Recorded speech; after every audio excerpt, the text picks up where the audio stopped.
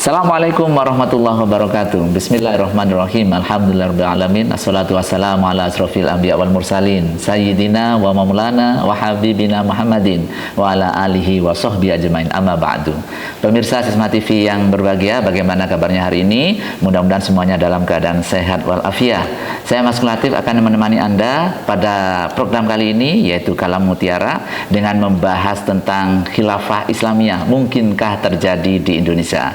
Dan pada kesempatan kali ini kita bersama dengan Ustadz Gulam yang akan mengupas bersama. Jangan kemana-mana, karena kita akan kembali setelah yang satu ini.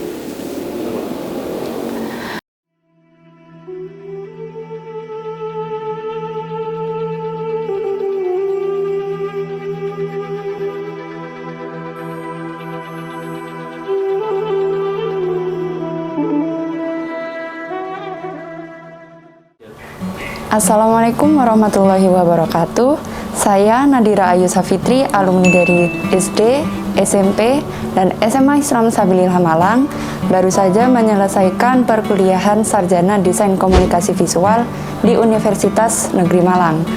Kesan-kesan saya selama menjadi siswa di Sekolah Islam Sabilillah Malang adalah mendapatkan perhatian dari guru-guru yang sangat care dan juga mendapatkan ilmu agama yang jarang didapatkan di sekolah lain, dan menurut saya itu sangat membekas di hati saya sampai terbawa hingga detik ini. Pesan saya untuk Sekolah Islam Sabilillah Malang, semoga guru-guru semuanya sehat selalu dan bahagia selalu, diberikan kelancaran dalam pengajaran dan selalu sukses ke depannya sehingga dapat mencetak generasi-generasi yang lebih baik ke depannya. Wassalamualaikum warahmatullahi wabarakatuh.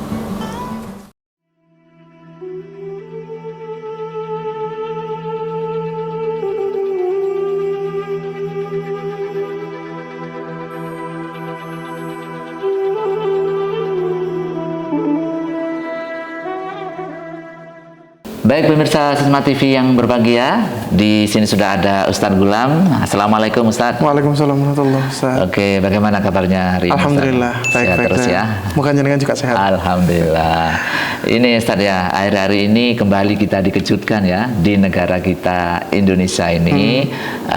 Sebenarnya ini sudah lama juga terjadi ya, bahkan di sejarah Indonesia juga sudah ada. Tetapi ini kemarin, kalau nggak salah 2 minggu yang lalu ya, ini ada konvoy yang ingin mengkampanyekan dalam tanda petik ya, karena dia konvoy dengan ada bendera, simbol dan lain sebagainya yang ternyata itu ingin menggelorakan kembali khilafah Islamiyah di Indonesia. Ini bagaimana ini Ustaz? Baik, terima kasih Pak Maskur tentang pertanyaannya. Memang menarik sekali membahas tentang khilafah Islamiyah ya, yang ini menjadi salah satu concern utamanya Kementerian Agama selama ini untuk mengurangi atau bahkan mereduksi pemaknaan khilafah Islamiyah dalam konsep ketatanegaraan. Itu yang mungkin sekarang lagi sedang direduksi sama Kementerian Agama melalui beberapa program. Kalau di sekolah ada moderasi beragama dan kegiatan toleransi beragama di sekitar sekolah-sekolah ataupun di universitas. Nah, akan tetapi sekarang mungkin 1 minggu lalu di TV, di YouTube kita dikejutkan dengan adanya satu konvoy yang menamakan Khilafatul Muslimin. Kalau saya baca sendiri dari beberapa sumber, salah satunya dari islami.co itu menjelaskan Khilafatul Muslimin itu bukan pemain baru sebenarnya Pak. Jadi Khilafatul Muslimin itu bukan pemain baru, dia lahir tahun 1977 kalau nggak salah. Berarti sudah lama ini ya? Sudah sangat lama. Gitu. Ya, yang pemimpinnya itu Abdul Qadir Baroja, yang salah satu muridnya Abu Bakar Ba'asyir, kaki tangannya Abu Bakar Ba'asyir yang ngeruki ngeruki itu waktu ya? itu. Oke, Ya, oke. seperti itu. Terus kemudian mereka menghembuskan nafas khilafah muslimin ataupun khilafah Islamiyah melalui panji khilafatul muslimin itu. Oke. Kalau dilihat dari membaca dari websitenya mereka, websitenya kemarin sempat ada, sekarang sudah Iya. nggak tahu sudah nggak ada. Oke. Dia sebenarnya tidak jauh berbeda dengan organisasi-organisasi sebelumnya seperti Iya, yang sudah di-ban sama pemerintah, yaitu Hizbut Tahrir HTI ataupun ya? Ikhwanul Muslimin Oke, ataupun organisasi-organisasi yang mengangkat khilafah Islamiyah ini. Oke. Tujuan mereka sama, yaitu menerapkan khilafah ala minhajin nubuwah. Jadi bagaimana pemerintahan itu sesuai dengan zaman Nabi saat itu, cuman melalui jalan yang paling soft, melalui jalan yang paling tanpa Halus ya? kekerasan, halus dengan oke. seperti ini, tidak harus memaksakan seseorang. Dan katanya Abdul Qadir Baroja ini dalam websitenya dikatakan mereka sebenarnya tidak ingin mengganti pemerintahan. Oh. Mereka hanya ingin nanti layaknya seperti orang-orang agama Katolik. Mereka punya paus yang ada di Vatikan sana, Oke. dan pausnya sebagai simbol agama. Tersentral itu Oke. tidak sampai mengganti satu ideologi negara. Oke. Tapi kan kembali lagi ya, kita mungkin tidak bisa tidak bisa 100% percaya begitu saja. Mungkin awalnya tersentral seperti itu, tapi lambat laun semakin kesini mereka akan coba untuk mengusik ideologi negara kita seperti itu. Dan pentingnya ideologi negara yang ada di Indonesia itu saat ini satu hal yang patut kita syukuri, karena itu rembukan dari banyak orang, rembukan dari para ulama, dan nggak bisa langsung diganti saat itu juga seperti itu. Sehingga kembali lagi ke tujuan awal mereka, kenapa kok masih getol sekali menghembuskan khilafah Islamiyah itu. Pertama, berkaitan dengan satu kerinduan. Jadi politik yang amburadul, ngapunten ya. Terus ataupun hukum yang tebang pilih, tumpul. Nggak boleh dipungkiri ini masih terjadi di Indonesia ya. Tumpul ke atas tajam ke bawah, terus kemudian ekonomi pasca Covid masih kurang ini, terus pemerintahan gini amburadul gitu. Sehingga orang-orang menambah eskalasi kerinduan dengan khilafah Islamiyah sebelum itu, yang paling akhir kita pernah rasakan, yang saat ini sudah ada dan sudah habis, yaitu khilafah Turki Utsmani. Seperti itu. Sehingga kemudian mereka mencoba untuk mengekskalasi kerinduannya dengan cara seperti itu. Gitu.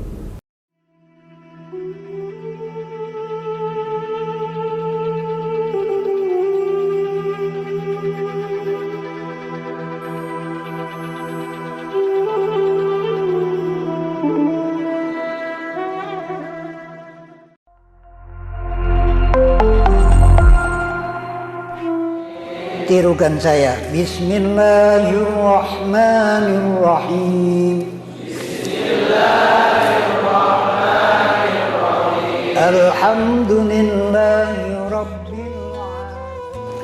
Orang ngaji itu terkadang rotok-rotok gak paham ketika ngaji, tapi berharap untuk mendengarkan, memperhatikan.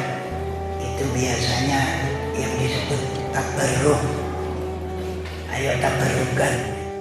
Mudah-mudahan hari ini kita mendapatkan tambahan pelajaran.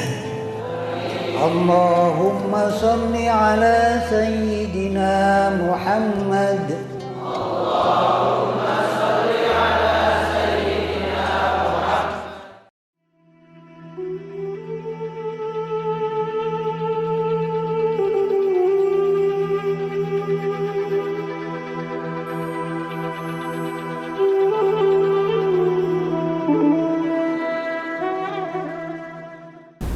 Oke Ustadz, kalau kita ngomong tadi disinggung tentang kerinduan mungkin ke pemimpin yang Islami menurut mereka, yaitu terakhir di Turki Utsmani ya.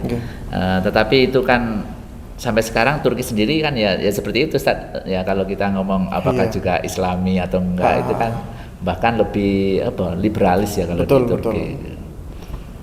Kalau Yang pertama tadi saya lanjutkan aja dulu tentang mengekskalasi kerinduannya orang-orang ataupun hayalannya bahwasanya negara Islam akan membawa satu kebaikan. Itu justru sesuatu yang sangat bisa kita bandingkan saat ini. Kalau kemudian kita lihat Turki sekarang yang bergabung dengan Eropa dengan beberapa ideologi Eropa ataupun beberapa ideologi lain yang ada di Turki, nampaknya akan susah untuk kita terapkan di Indonesia. Di Turki sendiri nilai, dalam tanda kutip, nilai-nilai khilafah Islamiyah sebagai sistem kenegaraan mungkin sudah ditinggal. Gitu jauh hari. Bahkan kan terakhir itu kan abad ke-17 gitu. Berarti sudah berabad-abad. Sudah berabad-abad itu ditinggalkan sehingga kemudian mengganti sistem pemerintahan yang baru.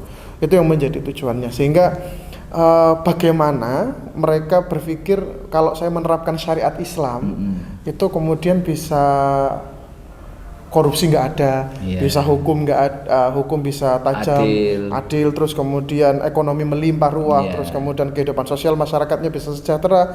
Itu ujuk-ujuk langsung pengennya seperti itu. Sedangkan kalau kita tilik sejarah saja, sejarah tentang khilafah, kalau yang didengungkan adalah khilafah Turki Utsmaniyah ataupun khilafah Abbasiyah dan Umayyah sebelumnya, itu setiap pergantian khilafah itu berdarah-darah, Pak Maskur. Kalau jenengan pernah lihat kan ada Abbasiyah itu memang kita golden age-nya di sana, timbul ilmuwan-ilmuwan muslim, terus kemudian muncul beberapa temuan-temuan baru tentang ilmu pengetahuan, cuman pergantian pemimpinnya itu berdarah-darah. Dan yang patut kita ingat, mereka masih sangat erat dengan kesukuan. Ini keturunan siapa diangkat. Oh, ini keturunan siapa diangkat, sehingga mengangkat khilafah waktu itu tidak karena kompetensinya yang keren, tapi memang mungkin ini adalah anak dari ini, keturunan dan monarki bahasanya. Seperti itu, dan itu sangat tidak cocok apabila diterapkan di zaman sekarang. Gitu, Pak. Baik, Ustaz Gulam, tadi memang kalau kita melihat ini merupakan sebuah kerinduan ya dari kelompok ini untuk mewujudkan masyarakat yang adil, damai, sejahtera, mungkin berkaca kepada zaman Rasulullah Muhammad SAW ya. Oke, baik pemirsa Sisma TV yang berbahagia, jangan kemana-mana karena setelah ini kita akan lanjutkan ngobrol kita kembali tentang khilafah Islamiyah di Indonesia, mungkinkah terjadi?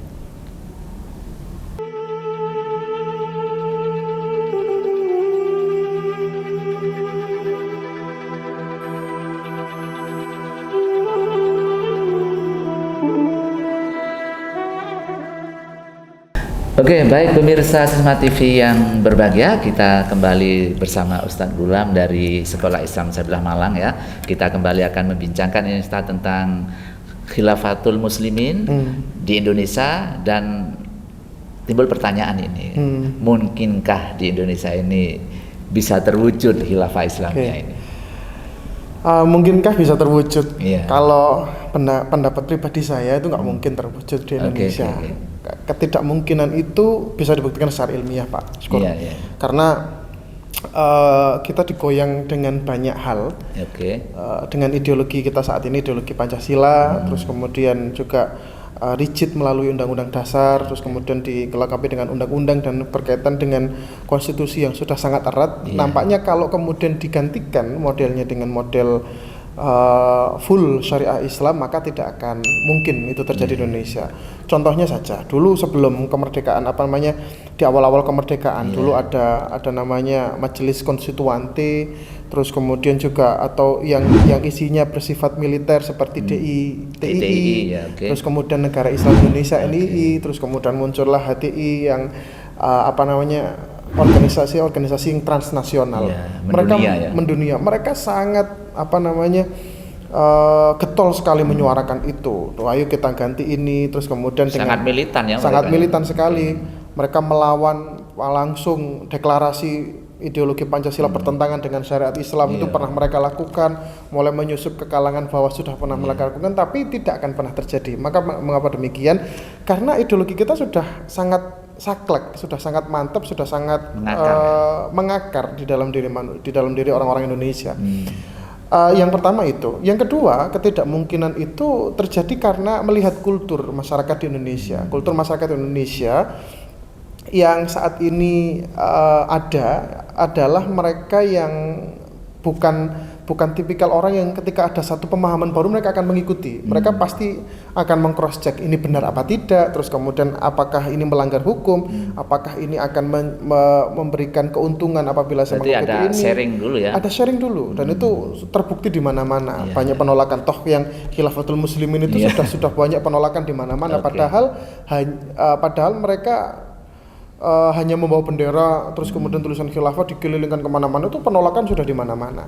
Itu yang kedua, jadi kultur masyarakatnya. Dan yang ketiga, keberagamaan di Indonesia yang tidak memungkinkan itu untuk terjadinya satu syariat Islam. Bayangkan satu nilai syariat Islam dipaksakan untuk menduduki satu ideologi negara, sedangkan masyarakat di situ itu beragam.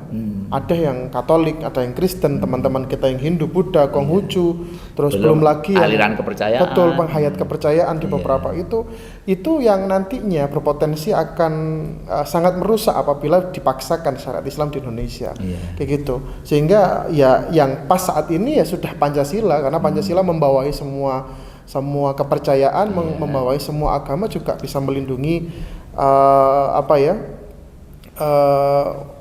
melindungi bahasanya pergaulan ataupun sosial masyarakat di Indonesia, seperti itu. Dan dengan Pancasila ini sendiri ya sangat memungkinkan jika orang Islam ingin menjalankan syariat Islam dengan baik. Betul. Jadi kalau kemarin katanya siapa itu saya lupa, saya kemarin sempat membaca, Indonesia itu sudah tidak perlu lagi menggunakan syariat Islam karena hampir semua peraturan di Indonesia itu sudah menerapkan syariat Islam. Contohnya bab nikah gitu, pernikahan gitu kan, agama mengatur pernikahan sesama agama. Yang kedua, nikah dengan lawan jenis. Yang ketiga, mempertimbangkan pernikahan di atas beberapa usia psikologis, yang itu juga nanti faktor agama, faktor ekonomi, faktor itu juga dilihat. Pembayaran pajak ataupun zakat diatur sedemikian rupa di Indonesia. Orang Indonesia kalau mau kemana-mana, mau dakwah dikasih jalan, mau haji itu juga berlimpah ruah kuotanya, sampai pada hal-hal yang berkaitan dengan gotong royong, itu nilai-nilai Islam sebenarnya, dan sangat mengakomodir itu. Maka tidak ada alasan untuk mengganti ideologi ini dengan ideologi syariat Islam, karena sudah sangat representatif Pancasila itu dengan nilai-nilai Islam. Seperti itu, Pak. Baik, berarti sudah representatif bahwa nilai-nilai yang ada di dasar negara kita, ideologi negara kita yaitu Pancasila ini berdasarkan nilai-nilai Islam juga. Betul. Oke, baik pemirsa Sima TV yang berbahagia, ini semakin seru ini pembicaraan kita ya. Kita lanjutkan setelah yang satu ini.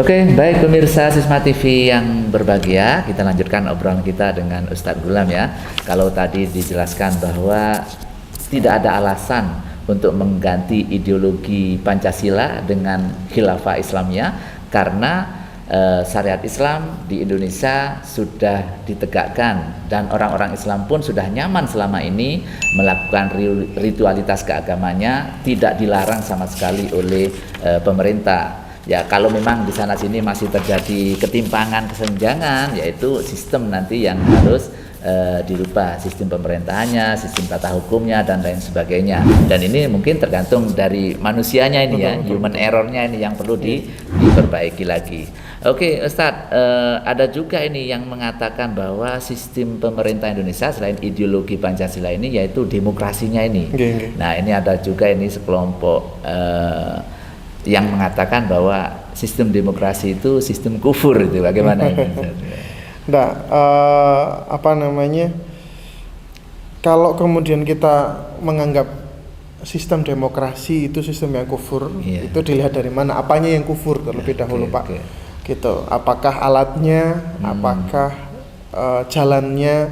Apakah orang yang menjalankannya seperti itu? Tapi kita tidak bisa serta-merta mengatakan demokrasi kufur karena ngikuti semisal mengkiblat dari barat, karena kan yang paling terkenal adalah demokrasi Amerika, mungkin yang demokrasi negara-negara seperti itu yang masuk ke kita terus kemudian kita ATM amati tiru modifikasi, terus kemudian lah muncullah seperti ini saat ini. Memang kalau di beberapa analisis Khilafah Islamiyah ini berkembangnya sangat pesat ketika kita melaksanakan reformasi tahun 98. Jadi berubah dari negara otoriter menuju negara yang demokratis itu, sehingga kan kemudian orang bebas berpendapat, orang bebas untuk menyuarakan pemikirannya seperti itu dan agak strict. Dan di Indonesia masih belum strict seperti Malaysia ataupun Singapura yang seperti kita lihat kemarin. Malaysia, Singapura kalau ada seorang ustadz pembicara yang agak keras, mohon maaf, agak ekstrem langsung di-cut. Terus kemudian kalau di negara-negara Eropa kalau memang mereka itu langsung di-cut. Padahal mereka juga menerapkan sistem demokrasi yang sama dengan kita. Indonesia begitu tolerannya ya terhadap sangat toleran, pemikiran ini ya. Iya, sangat toleran. Seperti bahasanya dalam tanda kutip itu rumah kedua bagi mereka yang menyuarakan khilafah Islamiyah dan berlindung di Indonesia itu nyaman sekali mereka lakukan, kayaknya diterima oleh masyarakat ini, aliran agama dengan tanda kutip toleransi itu bisa diterima dan lain sebagainya gitu. Kalau kemudian membincang demokrasi, saya bukan orang yang pandai ngomongin demokrasi karena saya bukan di bidangnya, cuman kalau nilai intinya demokrasi itu dilihat dari nilai-nilai musyawarahnya, ya nilai-nilai musyawarah itu yang menjadi poin plusnya saat ini. Memang demokrasi banyak kekurangan, tapi tidak serta-merta kemudian kita mengatakan itu kufur ataupun tidak diridhoi sama Allah. Mengingat beberapa hal itu pernah diterapkan dan dicontohkan sama Rasulullah. Contohnya saat pemilihan Umar bin Khattab melalui Ahlul Halli wal Aqdi, tim 9, melalui sahabat-sahabat Nabi senior dijak sopo habis ini setelah saya siapa akan melanjutkan, setelah itu penunjukan baru, setelah itu kemudian ada pemilihan Utsman, terus kemudian pemilihan Ali dan pemilihan berikutnya. Sebenarnya ada contohnya bahwasanya musyawarah ini nanti membawa kita mendapatkan membawakan satu hasil yang maksimal kayak gitu. Maka yang paling penting agar kemudian demokrasi ini tidak lagi merugikan dalam tanda kutip, nilai-nilai demokrasi yang dikembangkan adalah melalui prinsip satu, menghargai pendapat orang lain, yang kedua musyawarah untuk mufakat, yang ketiga setelah musyawarah untuk mufakat kita harus komitmen dengan hasil dari demokrasi itu.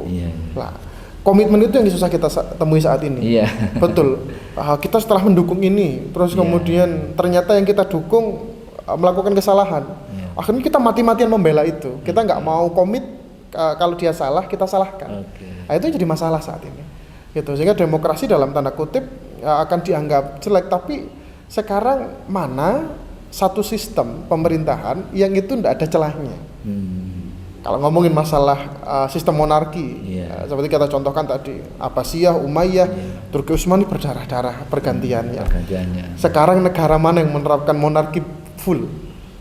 Kalau di Arab Saudi coba semisal, Arab Saudi kan simbolnya Perdana Menteri ataupun Raja Arab Saudi ataupun negara-negara lain, tapi mereka tetap ada nilai demokrasi yang mereka kembangkan, sehingga tidak boleh kemudian kita mengatakan kekurangan dari satu sistem itu kita boleh mengklaim itu kufur ataupun itu rusak, tapi menurut itu fasik yang melakukan itu anggapan yang keliru. Jangan-jangan mereka mengatakan kufur ya ada maunya, ada Tendensi ya? tendensi politik, Oke. tendensi politis yang mengajak mereka, wah itu saya kafirkan aja. Salah satu cara yang paling tepat ya kayak gitu. Akhirnya ada tendensi politik mau mengganti dengan sesuatu yang mereka inginkan. Iya, jadi kan memang yang mananya politik sendiri itu Iya. kan jalan mendapatkan sesuatu yang diinginkan. Iya, oke. Ya apapun caranya akan mereka lakukan, asalkan tidak merugikan mereka sendiri, bisa Oke. merugikan orang lain. Seperti itu, Pak. Oke, dan memang ketika itu dipaksakan ya Ustadz ya, di banyak peristiwa bersejarah pergantian pergantian khalifah ya dari Abbasiyah dan lain sebagainya, sesuatu yang dipaksakan akhirnya menimbulkan gejolak dan bahkan terjadi pertumpahan darah. Betul. Dan ini merupakan sejarah yang kita tidak bisa memungkirinya bahwa itu terjadi. Dan kalau ini mungkin dipaksakan di Indonesia, hal serupa mungkin bisa terjadi seperti itu, Ustaz. Oh, mungkin bisa terjadi di Indonesia, sangat bisa terjadi karena apa ya bahasanya, kalau dipaksakan di Indonesia, terus kemudian mereka memaksakan beberapa pemahaman tentang Islam diterapkan di Indonesia, akan menimbulkan gejolak. Gejolak itu kan seperti yang saya sampaikan tadi di awal, orang Indonesia itu bukan orang yang serta-merta menerima, karena lihat dari historinya orang Indonesia sampai saat ini, bahkan sebelum Islam masuk ke Indonesia pun itu mereka sudah punya tatanan negara yang jelas. Ya, mulai dari Sriwijaya yang menguasai, terus kemudian Majapahit, terus kemudian kerajaan-kerajaan Islam, sampai pada kemudian era kolonial sampai era-era saat ini itu sudah jelas mengakarnya. Mereka punya apa namanya, mereka terbiasa dengan pluralitas, mereka terbiasa dengan nilai-nilai toleransi dan keberagaman itu. Ketidakcocokannya bukan apa namanya, bukan nilai-nilai Islamnya, tapi simbol-simbol Islam yang dipaksakan masuk, Pak. Contohnya negara harus disebut dengan khilafah, ataupun yang memimpin negara namanya khalifah, atau amir, setiap gubernurnya diganti dengan amir. Terus kemudian apa ya bahasanya, simbol-simbol lainnya menggunakan Islam, fully Islam, sehingga tidak sampai ke substansi. Lah, jadi sehingga kemudian ada satu adagium yang menarik sebenarnya dari salah satu peneliti yang mengatakan yang menjadi pegangan pokok itu jangan apa namanya, jangan bajunya, jangan casingnya saja, tapi substansi yang harus dipertahankan. Seperti itu. Lah, kalau substansi sudah jalan di Indonesia, nilai-nilai Islam sudah jalan, tidak perlu kemudian kita memaksakan casingnya seperti Islam. Kita ngomongin negara Islam tapi di dalam kita bobrok, kan ya sama saja. Kita teriak-teriak mengatakan syariat Islam, tapi kemudian kita sendiri masih kadang terlena dengan apa namanya, rayuan duniawi, rayuan politis dan rayuan yang lainnya. Seperti itu. Sehingga ketidakmampuan syariat Islam diterapkan di Indonesia bukan perkara nilai-nilai Islam yang nggak diterapkan, tapi lebih kepada simbol-simbol Islam ini yang nanti dikhawatirkan lebih diperhatikan daripada substansi itu sendiri. Sibuk mikir baju tapi dalamnya rusak. Gitu. Padahal inti dari ajaran Islam itu adalah substansi ya, substansinya betul. Bagaimana itu diterapkan di masyarakat. Betul. Oke, baik pemirsa Sisma TV yang berbahagia, memang dalam hal ini orang-orang atau kelompok yang ingin mengganti ideologi Pancasila dengan Khilafah Islamiyah ini kelihatan atau dipandang oleh masyarakat ini cenderung bajunya saja atau casingnya saja, sehingga bagi masyarakat Indonesia yang notabene majemuk, terdiri dari beberapa suku bangsa, agama, ras dan lain sebagainya, tentu ini merupakan sesuatu yang tidak diterima begitu saja. Baik, kita lanjutkan setelah yang satu ini, jangan kemana-mana.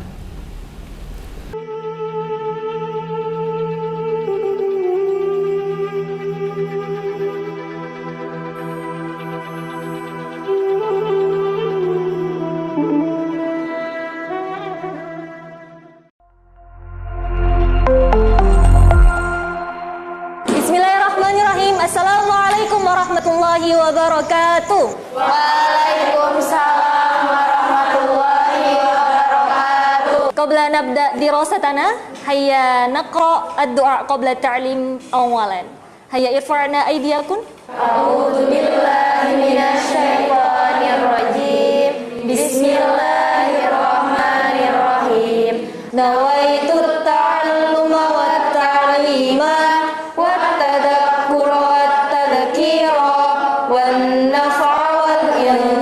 Na'lum ala wahid isnin salasa.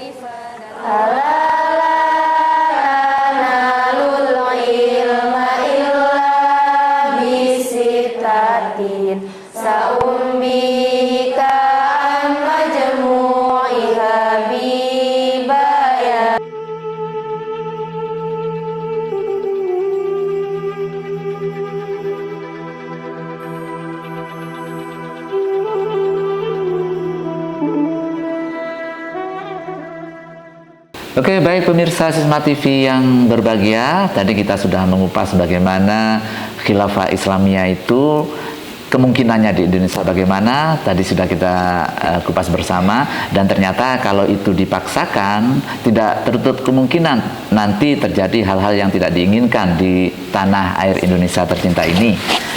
Maka dari itu pada kesempatan kali ini mungkin Ustadz Gulam bisa memberikan tips ya bagaimana kita membentengi anak-anak kita, anak-anak didik kita, keluarga kita supaya kita tidak terjerumus ke dalam pemikiran yang seperti ini, Ustadz. Oke, terima kasih Pak Maskur.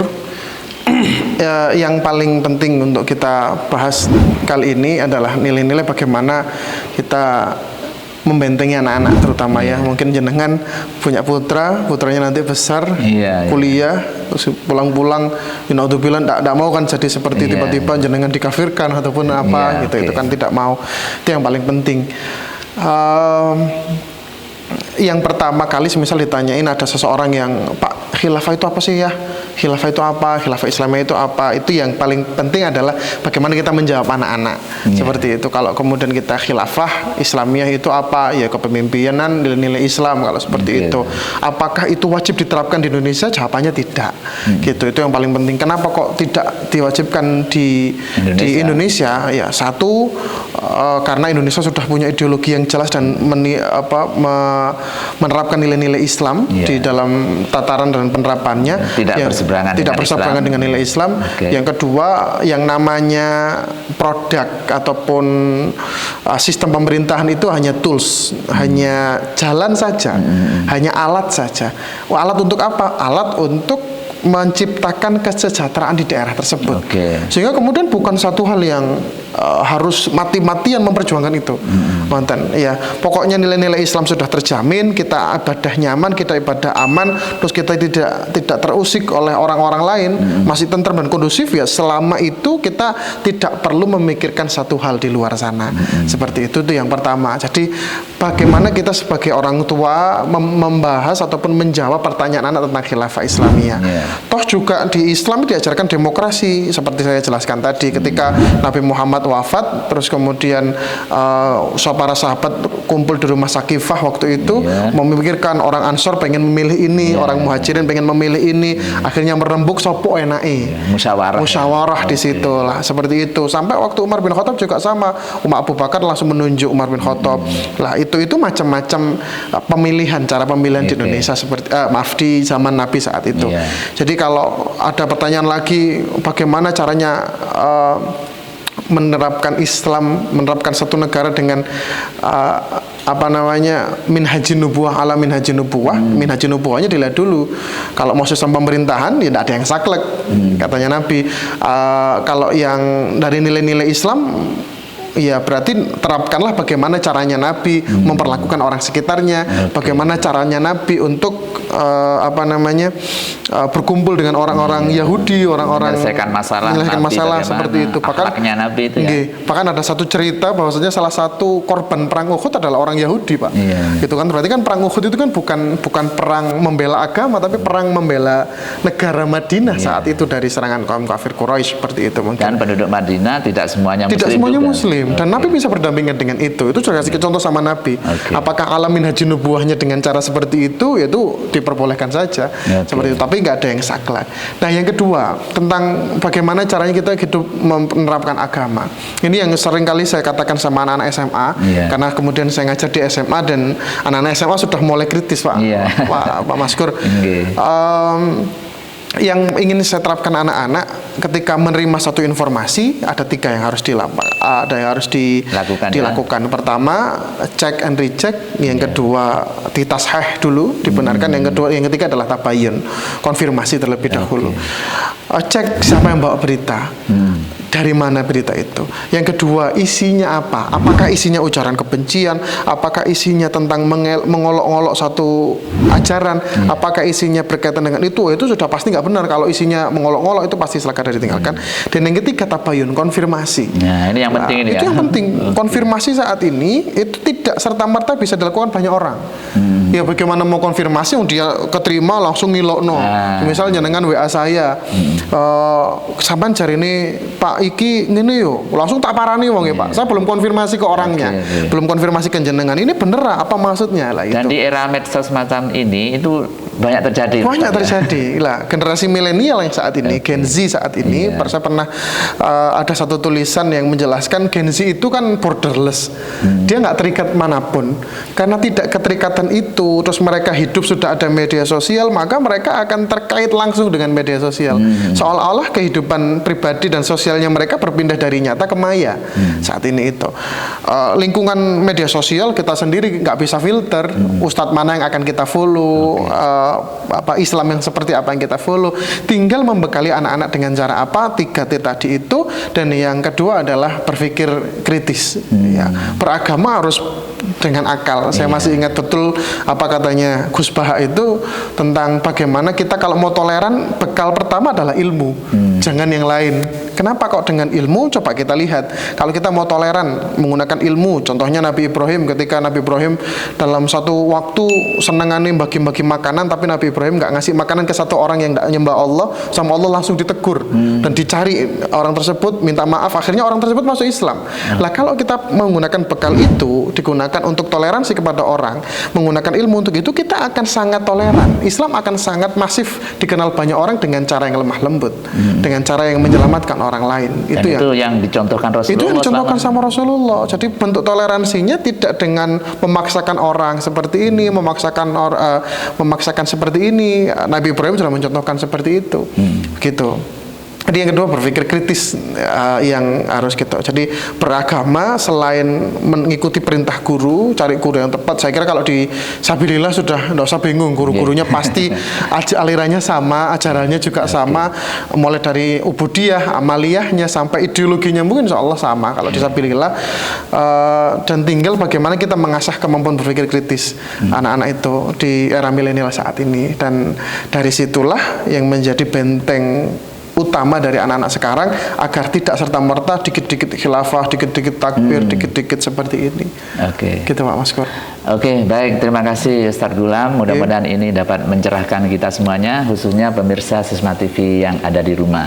Nah, inilah pemirsa Sisma TV ya. Memang kita sebagai umat Islam tentunya tidak boleh menerima informasi begitu saja tanpa melakukan tabayun, dan harus dilakukan secara ilmu dan ilmiah tentunya. Dan di Islam sendiri sangat terbuka memang untuk ideologi apapun, tetapi jangan sampai kita terpengaruh.